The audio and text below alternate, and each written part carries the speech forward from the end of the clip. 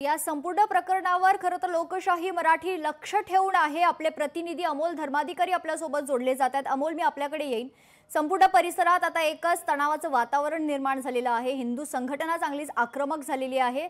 सुरुवातीपासूनच आपण स्वतः त्या ठिकाणी त्या परिसरात उपस्थित आहात। अमोल, या संपूर्ण परिस्थितीवर लक्ष ठेवून आहात। सध्याची काय परिस्थिती आहे? सध्या या ठिकाणी जे आंदोलन होतं ते संपलेलं आहे। म्हणजे या ठिकाणी समोर आपण जो पीर पाहतोय, या शनिवारवाड्याच्या परिसरातच हा पीर आहे।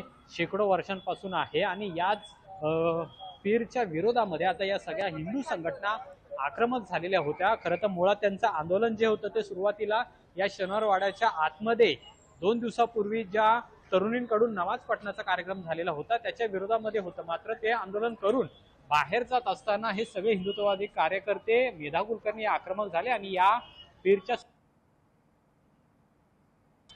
झेंडा आता त्यांनी या जवळ लावलेला आहे आणि तोच लावण्यासाठी गेल्या तासाभरापासून हे सगळे हिंदुत्ववादी कार्यकर्ते होते ते आक्रमक झालेले होते, घोषणाबाजी देत होते आणि या ठिकाणावरून ही जी समाधी आहे ती हटवावी अशा पद्धतीची मागणी होती। हा जो बोर्ड समोर लावलेला आहे तो सुद्धा काढावा ही मागणी केली जात होती। खरं तर पहिलं जे आंदोलन होतं ते त्यांचं संपलेलं होतं।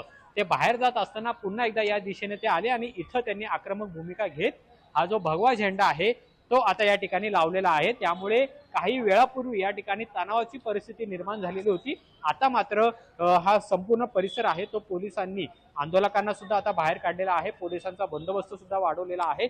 समोरच्या बाजूला हा शनिवारवाडा पाहतो, या शनिवारवाड्याच्या आतमध्ये जोरदार आंदोलन मेधा कुलकर्णी आणि काही हिंदुत्ववादी कार्यकर्त्यांनी केलेलं होतं आणि त्यानंतर हे सगळं झालेलं असताना अचानकपणे याच पीरच्या बाजूला येऊन आक्रमक आंदोलन आहे ते यांनी केलं आणि जोरदार घोषणाबाजी सुद्धा या ठिकाणी केली आणि त्यामुळे काहीसं तणावाचं वातावरण होतं ते निर्माण झालेलं होतं। या पतित पावन संघटनेचे स्वप्नील नाईक आपल्या सोबत आहेत।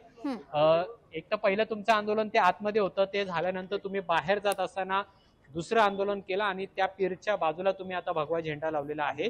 पोलिसांना आता तुम्ही निवेदन दिलेलं आहे, तर काय मागणी असणार? आमचा मुद्दा एक आहे की आंदोलन हे पहिलं दुसरं नव्हतं, आंदोलन हे आंदोलन होतं। मुद्दा काय होता, काल ज्या पद्धतीने आपल्या ऐतिहासिक ठिकाणी हा शौर्यवाडा आहे, हा पुण्याचा इतिहास जपणारा वाडा आहे, हा 8 मजली होता। 1732 मध्ये हा वाडा पूर्ण झाला। त्याच्यानंतर मराठ्यांचं साम्राज्य जे चालवलं ते या आपल्या शनिवारवाड्यातून चालवलेलं अटक ते कटक भगवा झेंडा जिथं रावला त्याची सुरुवात या इथून झाली। त्याच्या पलीकडे लाल महल आहे जिथं महाजिजाऊंनी स्वराज्याच्या क्रांतीसाठी सोन्याचा नांगर फिरवला। त्या ठिकाणी जर भगवा झेंडा लावायला आम्हाला आपल्या भारतीय संस्कृतीचा झेंडा लावायला जर समजा आपल्याला मज्जा होत असेल तर ही खरंच पुणे शहराच्या प्रतिमेला लज्जास्पद आणि लाजिरवाणी गोष्ट आहे।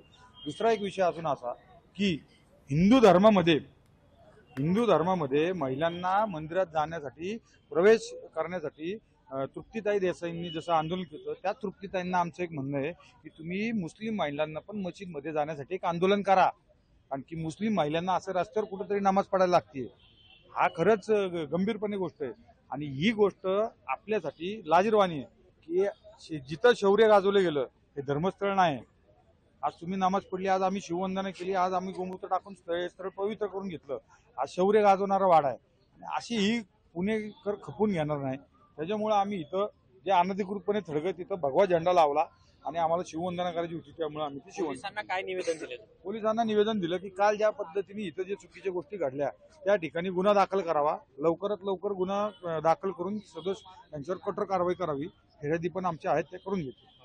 निवेदन दिलेलं आहे आणि त्यामुळे आता काहीशी परिस्थिती ही शांतता या ठिकाणी झालेली आहे। तरी सुद्धा पोलिसांचा बंदोबस्त या ठिकाणी वाढवण्यात आलेला आहे। काही वेळापूर्वी पर्यटकांसाठी हा शनिवारवाडा बंद ठेवण्यात आलेला होता, तो पुन्हा एकदा आता सुरू करण्यात आलेला आहे। जवळपास 4 वाजल्यापासून हे सगळं आंदोलन होतं ते सुरू झालेलं होतं आणि त्यानंतर आता ही परिस्थिती शांततापूर्वक झालेली पाहायला मिळते।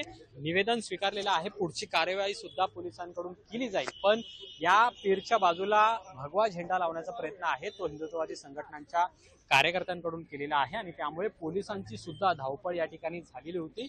अचानकपणे हे सगळं आंदोलन झालं, त्यामुळे पोलिसांची धावपळ झाल्यानंतर पोलिसांनी वारंवार विनंती केल्यानंतरही आंदोलक मागे हटायला तयार नव्हते आणि तिथं भगवा झेंडा लावल्याशिवाय मागे हटणार नाही अशी भूमिका घेतलेली होती। त्यानंतर आता तणावपूर्ण शांतता आहे ती या शनिवारवाडा परिसरामध्ये झालेली आहे आणि पोलिसांनी सुद्धा आता बंदोबस्त आणखी या ठिकाणी वाढवलेला आहे। अमोल, खरं तर दिवाळीसारख्या सणासुदीच्या दिवसांमध्ये निर्माण झालेली ही परिस्थिती आणि त्यानंतर खरं तर सामाजिक तेढ निर्माण होऊ नये म्हणून याच्या पुढे खरं तर पोलिसांच्या भूमिकेकडे आता सर्वांचं लक्ष असणार आहे। पोलिसांची नेमकी काय भूमिका आहे? जसं आपण सांगितलं की बंदोबस्त वाढवण्यात आलाय, पण त्याच्यानंतर पुढे काय?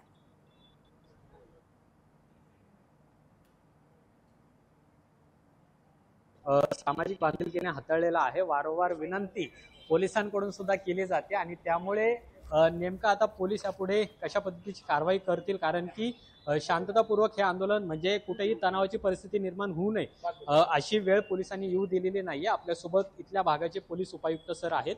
सर, तुम्ही निवेदन पण स्वीकारलेलं आहे, पण मुळामध्ये त्यांचं आंदोलन हे पहिल्या ठिकाणी होतं, त्यांनी दुसऱ्या ठिकाणी सुद्धा आंदोलन या प्रकारे जे पण विषय असेल त्या प्रकारे आम्ही नक्कीच कारवाई करून घेऊ। हा, नाही आता तुम्ही त्यांना काय आश्वासन दिलेलं आहे? त्यांनी भगवा झेंडा सुद्धा त्या पेरच्या बाजूला लावलेला आहे। बघा, ज्या प्रकारे रिसर असेल, ASI ची पण चर्चा येईल, ASI वाल्यांची जी कंप्लेंट असेल त्या प्रकारे घेतल्या जाईल। आता जे काही आंदोलन या ठिकाणी झालेलं होतं, म्हणजे पहिलं आंदोलन जे आतमध्ये झालेलं होतं त्याला तुम्ही परवानगी दिलेली होती, पण बाहेर जे आंदोलन झालं त्याला मात्र परवानगी नव्हती। त्या अनुषंगाने काय कायदेशीर कारवाई केली जाईल?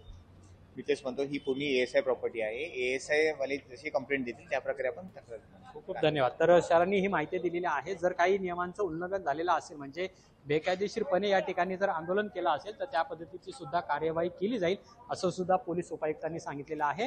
गेल्या 2 तासापासून हे सगळं आंदोलन या ठिकाणी सुरू होतं आणि त्यामुळे गोंधळाची परिस्थिती निर्माण झालेली होती। मात्र पोलिसांनी बंदोबस्त वाढवून ही सगळी परिस्थिती आहे ती नियंत्रणात आणलेली आहे आणि सध्या तरी तणावपूर्ण शांतता या परिसरामध्ये निर्माण झालेली आहे। अमोल, जर आपण पाहिलं तर आता आंदोलन शांत झालेलं आहे, संपूर्ण परिसर जो आहे तो शांत झालेला आहे। मात्र जर व्हिडिओबद्दल आपण जर बोललो तर हा व्हिडिओ नेमका किती जुना आहे की नवीन आहे, किंवा अशा प्रकारे नमाज पठणाचा हा जो प्रकार आहे तो गेल्या अनेक वर्षांपासून सुरू आहे मात्र आता उघडकीस आलाय, हा देखील महत्त्वाचा प्रश्न आहे। अमोल, खरं तर हा व्हिडिओ फार जुना नाहीये, म्हणजे शनिवारी किंवा शुक्रवारचा हा व्हिडिओ आहे असं पोलीस आणि स्वतः खासदार मेधा कुलकर्णी यांनी म्हटलेलं आहे की शुक्रवारी दुपारी 2 वाजताचा हा व्हिडिओ आतमध्ये नमाज पडतानाचा शूट झालेला आहे आणि तो सोशल मीडियावरती व्हायरल झालेला आहे आणि त्यामुळे हा व्हिडिओ जुना नाहीये, 2 दिवसापूर्वीचा व्हिडिओ आहे आणि त्यामुळे पोलिसांनी सुद्धा याची खातरजमा करून योग्य ती कारवाई करावी। अशा पद्धतीच्या घटना पुन्हा अशा परिसरामध्ये घडणार नाहीत, म्हणजे फक्त शनिवारवाडाच नाही तर पर्वती आहे, सारसबाग आहे, अशा पवित्र ठिकाणी घडणार नाहीत याची सुद्धा काळजी पोलिसांनी घ्यावी अशी मागणी या संपूर्ण आंदोलकांकडून करण्यात आलेली आहे। स्वतः मेधा कुलकर्णी यांनी सुद्धा ही मागणी केलेली आहे आणि त्यामुळे जो व्हिडिओ सोशल मीडियावर व्हायरल झालेला आहे तो 2 दिवसापूर्वीचा आहे असं सुद्धा आता पोलिसांकडून सांगण्यात आलेलं आहे। निश्चित धन्यवाद अमोल आपण दिलेल्या सविस्तर माहितीसाठी। तर लोकशाही मराठी ऐका, पहा, जागरूक रहा।